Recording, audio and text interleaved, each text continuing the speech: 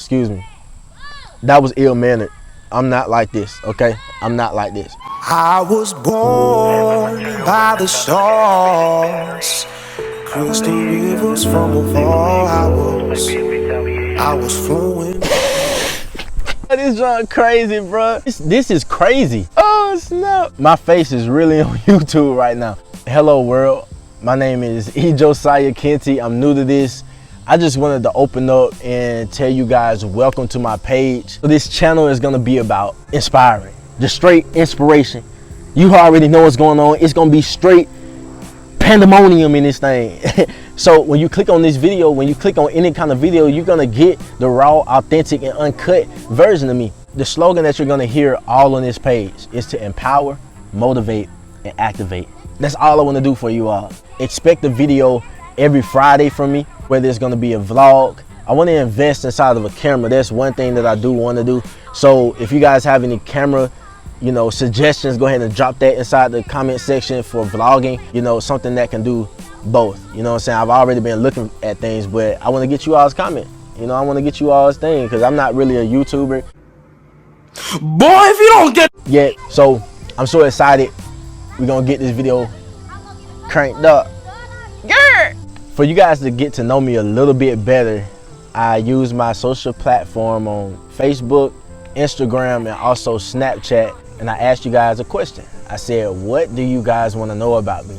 And I received over 50 to 75 questions. And of course, I will not be able to answer all those today. I may do a part 1, part 2. You know what I'm saying? I might do that kind of thing, But this is just so you guys can get to know me a little bit better. And for the people that think they already know me, I hope that, you guys tune in long enough to find out some things about me. Okay, so we're gonna go ahead and get to it. This is just coming off the cuff too, you guys. I did not look at this or ponder on these type of questions. This is just gonna be off the cuff. It's gonna be raw, authentic. It's gonna 3 things you can't live without: God, my family, and food. Those 3 things I can't live without, man. What were you like as a child? Not even gonna lie, I was real sneaky as a child, real sneaky. I had anger issues.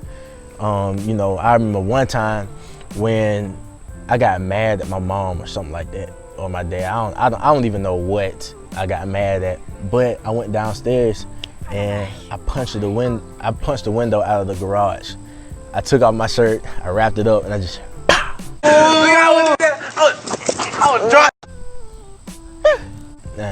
yeah, it was pretty bad. How you become such a boss, bro? How did you become such a boss? Really, I just learned how to be an employee, if you want to take it like that.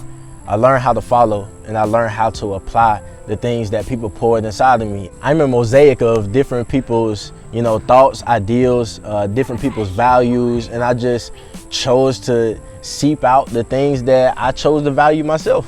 And I just applied the things that I felt that was applicable, is that the word? Yeah, applicable inside of, my own personal life. So that's all I do, is that I apply the things that I've been taught. I apply the things that people have poured inside of me. When people pour inside of you, they invest time, they invest efforts, they invest all these different things inside of you. And for the people that invest inside of me, I want them to see a 110% return on their investment inside of my own personal life. So that's how you become a boss. There's so much things inside of your life that people see inside of you that you don't even see inside yourself, and it's gonna take them pouring inside of you and you applying the things that they see on the inside of you to come to life. Okay, what is your deepest and darkest secret? One time. all that, you know what I'm saying? All right, next question. How did you get saved? Wow. I grew up in church, so I honestly think that they put anointing oil on me when I came out the womb, to be honest. I was one of those babies that grew up in church. And I remember one time when I was in elementary school, I asked my dad, what does it mean to get saved? And I came to Christ at, I think I was around 1, 2, 3, 4, 5, 6 years old in the 1st grade, but I really didn't understand the redemptive work that Jesus Christ had in store for me until my freshman year in college. That's when I really, understood what the love of Jesus Christ is. It was my freshman year. A lot of people poured inside of me, and it was through the platform of Ransom, Radical Athlete, and Student Oasis Ministry. Man, it's totally just rocked my life. You already knew. Now I go hard for God. Not God, but God. G-A-W-D, you know what I'm saying? Disclaimer. I am from Birmingham, Alabama. So I speak with a very strong Southern, deep South, Ebonic accent. See, your favorite color. Whoever asked this, really, I appreciate you for, red. My favorite color is red. What is your favorite dish to cook? Okay, so I have an Instagram page called Chef_E Josiah. Yeah, Josiah. I have a cooking page and I go nuts on there, I go bananas. I love cooking pasta. I cooked this surf and turf pasta, right? I had the turkey sausage. I don't eat pork. That's one thing I will never eat again in my life is pork. Whew, boy. I had the shrimp. Where I'm from, we say shrimp. Then we also had chicken. And then I had like a secret sauce that I just compiled. It's just awesome. And then you just, it's so good. How do you stay so positive? I know nobody's life is perfect, but I just want to know what keeps you going. Life is nothing but a spur of the moment. I just have to live in the moment. It doesn't matter what happened yesterday. It doesn't matter what happened this morning. I have to live in the moment because I have to capitalize every single second of the day because I have people counting on me. I have my little sister looking up at me. I have my brother looking to me for different things. I have people that poured on the inside of me, that invested inside of me. So if I let them down in their investment, that's a loss. My loss, the moment, golly. I shouldn't have done this in the woods. I'm from the city, man. I can't do this. Cut. All right, I'm back. The moment that people choose to invest inside of my life, my L's now become their L's.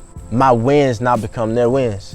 That drives me day in and day out knowing that people are counting on me, even people that I don't even know. The hardships that I go through right now in life, I know that somebody else later down the road will not have the tools to be able to make it through. And they're gonna look at me to be able to use my voice to try to ask me what did I do to make it through it. Woo, man. They got one more time. I'm packing it up and I'm leaving. Who is your biggest motivator, role model in life? I don't have a biggest motivator and I don't have a biggest role model. The reason being is because I have so many people pouring inside of me from different areas in life that they are experts in. My advice to you all is that you don't want to be caught up getting all of your resources from one source. They might be capable, but they're not an expert in it. In order for me to be the best in all aspects of my life, I have to go to experts in those aspects that I want to be great in. If you had not played football, do you think you would have ended up at Murray State? No! Absolutely not. So Murray State is a Division I school. It's located in the southwestern region of Kentucky. So it's like 15 minutes outside of Tennessee. My college recruitment process was crazy. I had 6 scholarships coming out of high school. Murray State was the last. I'm talking about the absolute last school to offer me. So it was kind of like a last resort kind of thing. I blew my knee out in high school, so a lot of colleges were trying to pull that scholarship, but Murray State really found, hope inside of me, and they poured their all inside of me. I really appreciate Murray State for doing so. All right, how did you get over your speech impediment? I had a speech impediment growing up. I wasn't born with it. That's the number one thing. So in about the 2nd grade, I chose to talk about this guy every day. Like, he would stutter bad. He'd be like, and I'd be like, you. I would always just like talk about him. And I found myself a year later doing the same thing, stuttering. In corporate America, a speech impediment will also be classified as Ebonics. So on top of Ebonics, I would stutter. And it followed me all the way up into, college. And, I had this one teacher by the name of Miss Lau. And she poured everything that she had inside of me. And she was patient it was a public speaking class. Why would I listen to him when he talks the way that he does? Or I don't have the patience to listen to somebody who stutters over their words or doesn't know what they want to say next, so they choose to just, you know, use as a filler, and it would be considered illiterate, like he didn't know what he was talking about. I have to slow down so I don't say words like so I'm still working on things like that. Yeah, so thank y'all for tuning in. I hope y'all enjoyed the video. Make sure you like, comment, subscribe. Ooh, this is my first time saying it, but it's many more times ago we in this thing. Yeah, and make sure you share this video. Bam!